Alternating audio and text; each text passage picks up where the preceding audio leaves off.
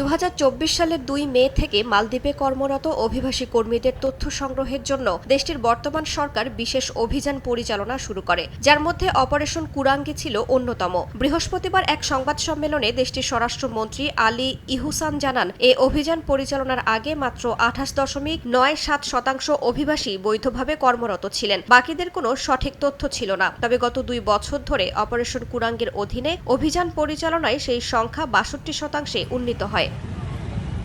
মালদ্বীপের স্বরাষ্ট্রমন্ত্রী আরও জানান, 2933 জন অভিবাসী কর্মী এখনও তাদের বিবরণ জমা দেননি। আগামী 1 বছরের মধ্যে তাদেরও এই নিয়মের আওতায় আনা হবে। এ লক্ষ্যে আগামী 2 মে থেকে শুরু হচ্ছে অপারেশন কুরাঙ্গির 3য় পর্যায়ের অভিযান। এই ধাপে ভিসা ফি পরিশোধ না করা সহ প্রয়োজনীয় তথ্য প্রদানে ব্যর্থ অভিবাসীদের বিরুদ্ধে কঠোর ব্যবস্থা সহ নিজ দেশে ফেরত পাঠানো হবে বলে জানান তিনি। তবে অভিযান বাস্তবায়ন হলে প্রবাসী বাংলাদেশিরা বেশি ভুক্তভোগী হতে পারেন বলে আশঙ্কা করা হচ্ছে।